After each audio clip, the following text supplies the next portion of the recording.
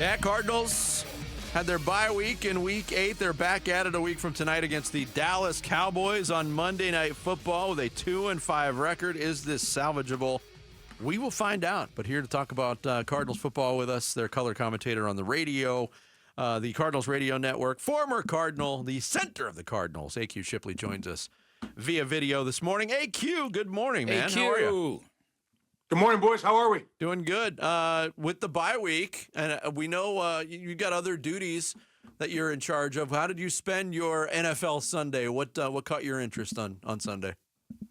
It was nice to be able to sit back and watch the whole gamut of games. I mean, it was good to see, and there were some good games yesterday. Some teams it's interesting, right? The parity of this league, because everybody's wondering, can the Cardinals fix it, right? And you can sit there and look at the Philadelphia Eagles. There's a prime example. Hey, they haven't had a run game all year.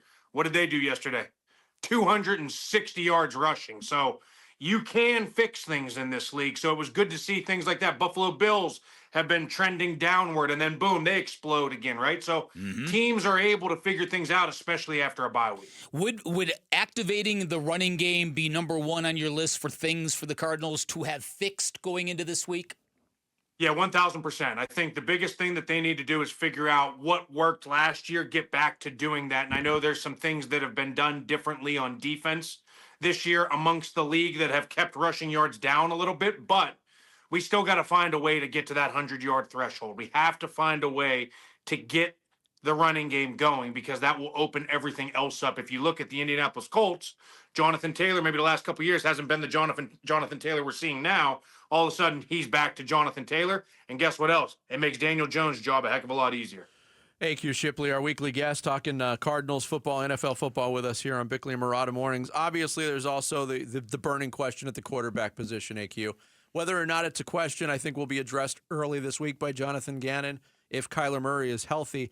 And we were talking about it earlier, and I made the point, hey, Jacoby Brissett could have made this a heck of a lot easier had they found ways to win games. I'm not pinning those losses on him, but I don't think you can stick with a backup quarterback after 2 straight losses if your starter's healthy. That being said, how much more pressure is on Kyler Murray to figure this thing out for these last 10 games, for the rest of his career, basically? Yeah, you nailed it right there. I mean, I think at the end of the day, I think when you look at him and you look at what he's been able to do, he's obviously shown in terms of Kyler, he has shown that he is a good quarterback. He's shown flashes of brilliance and greatness and all of these things. And the one thing that continuously lacks is consistency, right? And it's consistency in play. It's consistency in winning games. It's consistency in getting to the playoffs and getting over the hump, right? And so I think that is what everyone expected going into year 7 this year, especially after they improved the defense and did some other things and they kept their offense together and all of the things that were said going into the season. And now you're sitting at 2-5, and it's an uphill battle at this point, right? And so I think the biggest thing that he's going to need to do is come out and show, hey, I can run this offense as efficiently. I can take care of the football. I can push the ball down the field. I can do a lot of the things that we've seen happen the last 2 weeks, whether or not that was play calling that maybe adjusted to Jacoby's strength, whatever it may be. But at the end of the day, we've seen what the offense has been capable of doing, and so he needs to come out and show that same thing. Do you think Kyler could get up under center more, and more to the point, sell the play action the way Jacoby does? Because Jacoby really does sell the play action. He didn't just run it; he sells it, and that's a trait that you've got to embrace, and you've got to have experience doing it. And I'm not sure Kyler ever had to play that way. Do you think it's imperative that becomes part of his game? So for me, I'm an old school type of player. I come from an old school world of the league. I came into the league in 2009 as a player. And for me, the game was different then, right? Like the game was completely different then. Quarterbacks in college were under center. Now, you take a look, for instance, Atlanta, Michael Penix Jr.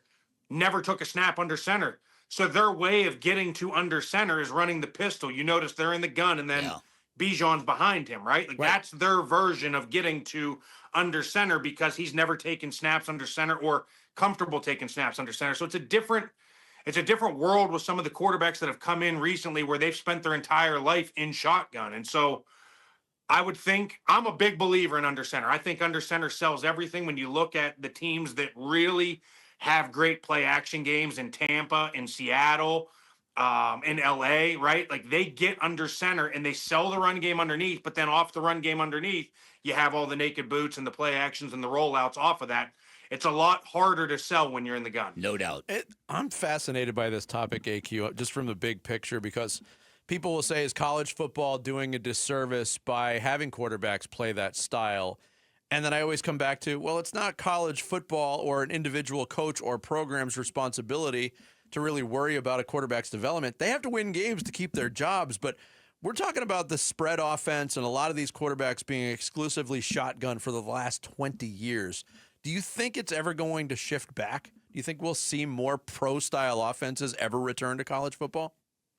So this is one of my favorite topics to talk about, because I think in the NFL it's cyclical, right? It constantly moves, right? The run game goes, and then 5 years later, now it's air raid and it's all pass game, and then it's back to run game. And go back to defensive linemen. When I came into the league, it was the Vince Wilforks of the world, the Casey Hamptons, of the monsters, and then Aaron Donald and J.J. Watt came around, and then it went to speed, and then everybody started smash mouth football again, and then we get back to the big boys, right? So it's constantly cyclical at the NFL level. I don't know if it will ever get back that way in college football, and I agree with you 1,000%. It's done a disservice to the NFL product and what has been able to get developed for the next level. But at the end of the day, their job security remains, we have to win games at this level. Yes, and so how is the best way to be able to do that? Well, I want to put the most athletic product on the field in terms of play actions, RPOs, putting everybody in a bad situation on defense, because the defenses aren't the level of what they are in the NFL. And so it's a constant struggle battle for me, because my whole world is the NFL at this point, and I want that product to be the best, but we're not putting the quarterbacks in the best situation to now come into the league prepared as they once were. And I say this all the time, because every other student in college, you're being trained for your profession. That's the entire point. And if you're a football player, they don't even play the same game of basketball in college. So you are taking the two most high-profile sports and high-profile athletes, and you are not training them to be professionals. It's insanity. Yeah, that's a great point. It really is. And I think the two most, in my opinion, the two most affected positions of the college game to the pro game are offensive linemen and quarterbacks. I think offensive linemen are the same thing. They're never in a 3-point stance. None of them are always in a 2-point stance. They're not asked to do all the things that they're going to be asked to do at the next level in terms of recognizing this Mike Sam blitz or this Will Free safety blitz, or all of these things that make what offensive linemen once were in terms of smart, right? We have to be able to recognize and see things and be able to fix problems and diagnose things and do all of these different things. Oh, and by the way, we got to get in a 3-point stance and run a tush push or a short yardage play and have an attitude play on the goal line. Well, I've never been asked to do that. I've never had to snap the ball as a center to a quarterback under center, and now I get drafted to LA, and now all of a sudden I got to change the way I hold the ball. I got to change the way I snap the ball, right? There's all of these different intangibles that go into this. I wanted to ask you about one more thing, AQ, while we got you, and we appreciate your time as always. The Cam Scadaboo injury yesterday. Ugly sight. Nobody wants to see that on the field. There was no penalty called on Zach Bond. There's this debate on the hip drop tackle. The language in the rule is a little bit murky and open for interpretation. I've heard people who've spent 15 years as players in the NFL say, I don't know what a hip drop tackle is at this point. Obviously, throwing a flag's not going to bring Cam Scadaboo back, but do you expect the NFL to levy a hefty fine on Zach Bond to try to curb this? Yeah, 100%. Because listen, like at the end of the day, I know the way the NFL works, and everything's optics. Everything's optics, right? Like you're 100% right. You are 100% right with everything is murky, but that's what every rule is. Like the cut block rule is murky. Every rule is subjective, right? And so every penalty is subjective.